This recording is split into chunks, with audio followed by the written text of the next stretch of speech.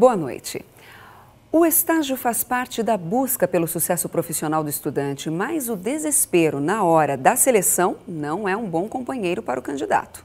Estagiar facilita o ingresso do jovem estudante no mercado de trabalho.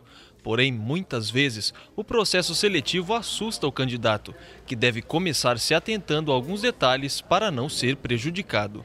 Acho que o primeiro lugar é preparo. Muitos estudantes vão para um processo seletivo, por exemplo, sem saber como faz para chegar na empresa. Isso é um trabalho prévio que a gente faz ao ser convocado. Outro fato importantíssimo e que nos assusta, que uma pesquisa feita pelo NUB constatou que 40% dos candidatos eram reprovados no teste ortográfico, ou seja, no teste de português. 40% dos candidatos eram reprovados no primeiro momento do processo seletivo por não ter domínio da língua portuguesa. Numa pesquisa realizada pelo NUB, 66% dos estudantes entrevistados afirmaram ter o mesmo nível de preparação se comparados a outros, enquanto apenas 27% mostrou ter confiança em estar acima da média. É muito importante que num processo seletivo o candidato tenha uma boa autoimagem. Então, se ele se sente confiante, se sente mais ou menos mesmo nível que os demais, isso é positivo. O problema, o perigo, é quando o estudante deixa de se diferenciar, de se preparar, de buscar formação extra, porque acha que está na média. Em compensação, quando a gente pensa nesses estudantes que não se sentem no mesmo nível, aquém, a gente tem que pensar também como esse estudante se enxerga, como esse candidato se vê. Será que ele está com problemas de autoimagem, de autoestima? Então, ele tem que começar a desenvolver isso. O que eu tenho de bom? Acho que é um exercício importante para esse candidato fazer. Mas é importante que ele saiba também o que ele precisa melhorar. Se for a comunicação, como buscar recursos para melhorar essa competência. Isso que é o fundamental. Devido à falta de segurança quanto à própria capacidade, o jovem procura dicas em blogs e fóruns nem sempre especializados, confiando que a garantia de sucesso em uma entrevista está descrita na internet. A internet ela vai ter informações excelentes e informações que são questionáveis. Existem muitos mitos quando se fala de processo seletivo. Então, não cruze o braço, porque isso vai mostrar que você é uma pessoa fechada para o mundo. Isso não existe, posso garantir para os estudantes, para os candidatos. É importante que ele busque sim informações, mas informações de qualidade. Qual é a maior falha ou as maiores falhas cometidas na elaboração do currículo? São 3 maiores falhas. A primeira delas, achar que um currículo serve para qualquer vaga. Então, o candidato tem que pensar que é um currículo para cada oportunidade profissional, que ele tem que ser customizado para isso. Segunda, achar que o currículo é um grande formulário, então copia do amigo, só muda lá os dados pessoais e não dedica tempo e não dedica esforço para fazer um currículo que, de fato, representa aquilo que aquele candidato é. E o terceiro, repetindo já, é erro de português. Então, cansei já de ler currículos, por exemplo, com profissional com C, estágio com J.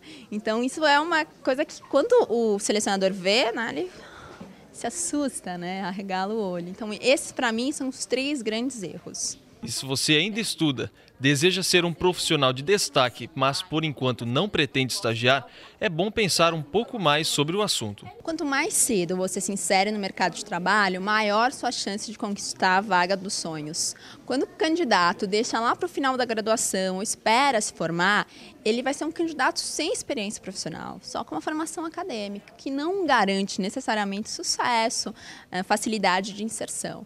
Então, a nossa dica é: comece a estagiar desde o primeiro ano. Comece a trabalhar desde o primeiro ano. Ainda que seja de forma informal, num trabalho voluntário, uma empresa júnior, que é um celeiro aí de desenvolvimento de competências, de profissionais. E aí sim buscar um estágio também. Outras orientações para estagiários ou aprendizes, além de vagas em diversas áreas, estão disponíveis no site nub.com.br, mediante o cadastro do candidato. Na madrugada do próximo dia 21 para o dia 22, da meia-noite às 4 da manhã, a CCR Via Oeste realizará uma interdição da alça do quilômetro 15 da pista expressa oeste da rodovia Castelo Branco, na altura de Osasco. Segundo a concessionária, uma nova camada asfáltica será aplicada em toda a alça de acesso para a rodovia Presidente Kennedy. Durante a obra, haverá sinalização de desvio, orientando os usuários a utilizar o acesso pelo quilômetro 18 da Expresso Oeste.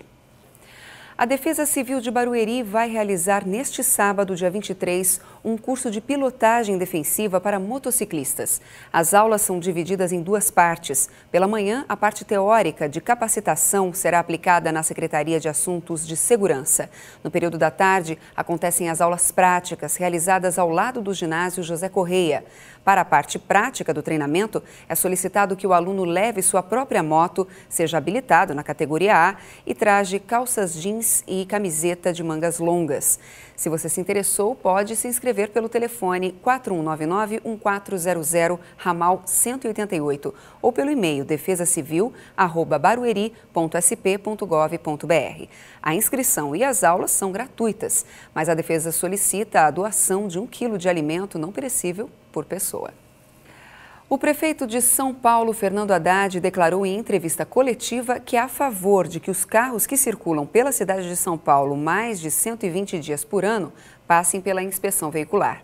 O Fala Alphaville quer saber se os moradores de Alphaville curtem ou não essa ideia do prefeito Haddad.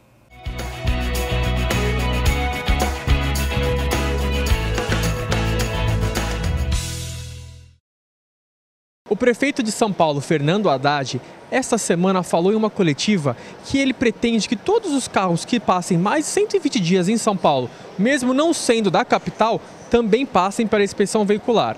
Por isso, o Fala Alphaville quer saber se as pessoas curtem ou não curtem essa decisão do prefeito. Sim, eu curto. Porque se ele utilizar as vias de forma que danifique, ou seja, com bastante frequência, ele teria que pagar do mesmo jeito que nós que circulamos também pagamos. Certo? Fora que o meio ambiente independe da proveniência do carro. Se você está danificando o meio ambiente, você tem que ser inspecionado também. Não curto. Porque é mais uma obrigação, né? É mais uma obrigação. Na realidade, eles só criam para a gente as nossas deveres. Os direitos, na realidade, a Constituição nós podemos rasgar, né? É assim. Eu curto e vou dizer por quê. Da mesma forma que eu também utilizo as rodovias e solto gases, né, que são poluentes para o meio ambiente, eles também soltam, os carros deles soltam igualzinho o meu também solta. Não curto, porque eu acho uma bobagem isso aí, viu? É só para tomar dinheiro da gente. É o que eu acho da realidade, é isso. Curto.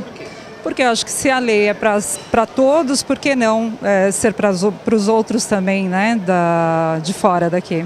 Tem que ser igual para todo mundo. As opiniões foram bem divididas nessa enquete que fizemos hoje, mas prevaleceu que as pessoas curtem sim, que todos devem fazer a inspeção veicular se passarem mais de 120 dias em São Paulo. Se a sua opinião for diferente, acesse o nosso Facebook e se expresse por lá.